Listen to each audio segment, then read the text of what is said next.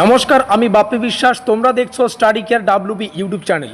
কোচবিহার পঞ্চানন বর্মা ইউনিভার্সিটির সপ্তম সেমিস্টারে তোমাদের সকলকে স্বাগত জানাই।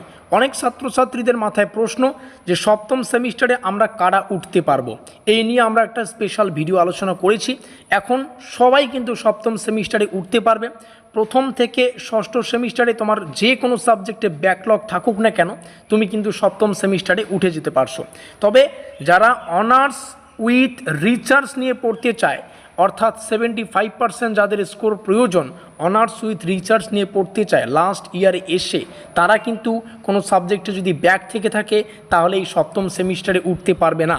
আর অনার্স উইদাউট রিসার্চ নিয়ে যারা পড়বে, অর্থাৎ 75%-এর কম যাদের নম্বর রয়েছে, তারা কিন্তু প্রথম থেকে ষষ্ঠ সেমিস্টারে যে কোনো সাবজেক্টে ব্যাক থাকলেও অনায়াসে সপ্তম সেমিস্টারে উঠে যেতে পারবে।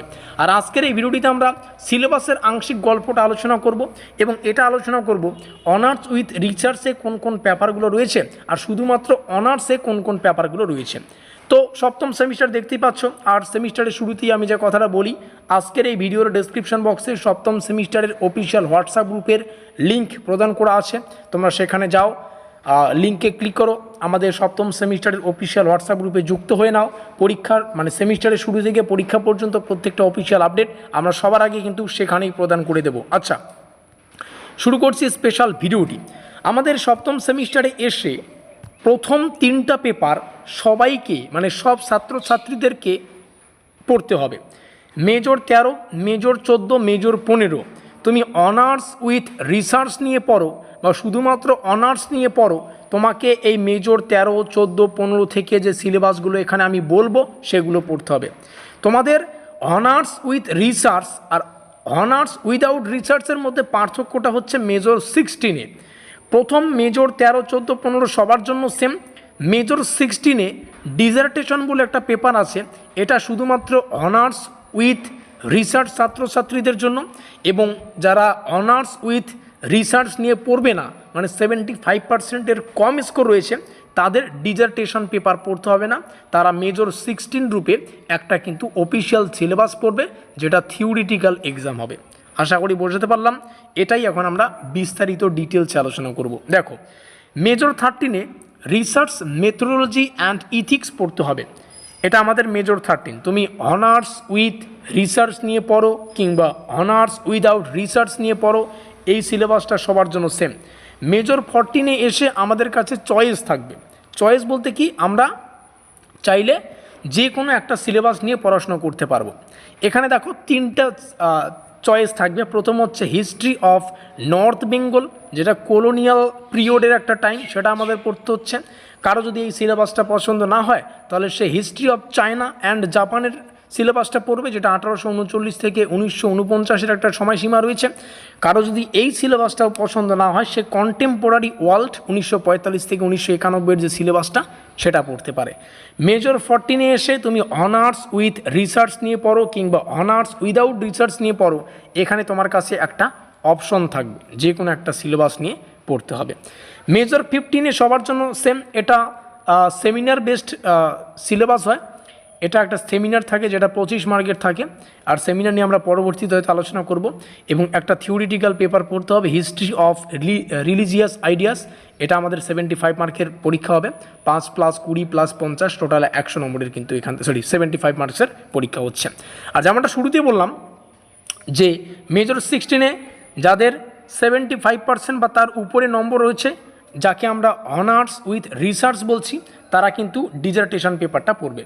ডিজার্টেশনে রাইটিং আপে 50 রয়েছে, প্রেজেন্টেশনে বা ভাইভাতে 25 রয়েছে, ইন্টারনাল অ্যাসেসমেন্টে 25 রয়েছে।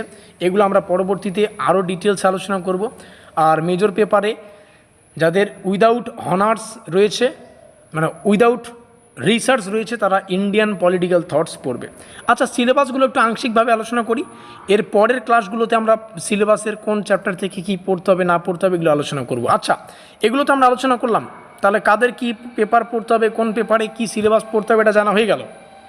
এবার তোমার 75% বা তার বেশি স্কোর থাক, অর্থাৎ তুমি অনার্স উইথ রিসার্চ নিয়ে পড়ো, কিংবা 75% বা তার কম স্কোর থাক, অর্থাৎ অনার্স উইদাউট রিসার্চ নিয়ে পড়ো, তোমরা কিন্তু আমাদের কাছে এই মেজরের পেপারগুলোর নোটপত্র পেয়ে যাচ্ছ। নোটপত্রের প্রাইস 1450 টাকা থেকে শুরু হচ্ছে। আচ্ছা চলো, 1350 টাকার একটা স্পেশাল অফার দিলাম তোমাদের মধ্যে প্রথম কয়েকজন ছাত্রছাত্রী, মানে লিমিটেড ছাত্রছাত্রীরাই এই 1350 টাকার মাধ্যমে এই নোটপত্রটা পেয়ে যাচ্ছ। পরবর্তীতে 1450 বা পরে প্রাইসটা আরও বাড়তে পারে, এটা আমরাই কিন্তু করি না। যেমন সিলেবাস, যে সিলেবাসটা যেমন পরিশ্রম চায় সেই হিসাবেই কিন্তু সিলেবাসের প্রাইসটা হয়। এটা ভাববে না যে এতগুলো প্রাইস দিয়ে নোট কিনছি। অন্য জায়গায় যাও না, দেখো, তোমরা জানো 2 থেকে 2500 টাকা পার মান্থ দিতে হয়। সেখানে তো এক একটা পেপার তোমাদের 2 থেকে 2500 পার মান্থ পড়তে হবে। এখানে আমাদের এখানে পুরো মেজরের প্যাকেজ পেয়ে যাচ্ছ, যেটা 7 সেমিস্টার ক্লিয়ার হয়ে যাবে মাত্র 1350 বা 1450, বা পরবর্তীতে বাড়লেও সেটা হালকা পাতলা বেড়ে যেতে পারে। এই হচ্ছে পুরো গল্প। আমরা বিভিন্ন অ্যানালাইজ করে, বিভিন্ন পরীক্ষা নিরীক্ষা করে, এত বড় বড় সিলেবাস না, যদি প্রত্যেকটা বিষয় পড়তে যাও সময় শেষ হয়ে যাবে, আর পরীক্ষা চলে আসবে, আর সব গল্প হয়ে যাবে, ছবি হয়ে যাবে। সেই সম্মুখীন বা সেই প্রবলেমের যাতে সম্মুখীন হতে না হয়, তাই বলবো নিচে দেওয়া যোগাযোগ নম্বরে যোগাযোগ করে আমাদের নোটপত্রগুলো সংগ্রহ করো। আমরা ডিটেলস অ্যানালাইজ করে, বিভিন্ন পরীক্ষা নিরীক্ষা করে একটা মডারেট, না আনলিমিটেড প্রশ্ন থাকবে না লিমিটেড প্রশ্ন, ধরো 15 থেকে 20খানা প্রশ্নের নোটপত্র দেব, এবং সেগুলো পড়লেই যথেষ্ট। এই হচ্ছে পুরো গল্প। আর যোগাযোগ করো, পরবর্তী ক্লাসে আমরা সিলেবাসগুলো তোমাদের বুঝিয়ে দেবো। ভিডিওটি অনেকক্ষণ হয়ে গেল, ভিডিওটিকে শেষ পর্যন্ত দেখার জন্য অসংখ্য ধন্যবাদ।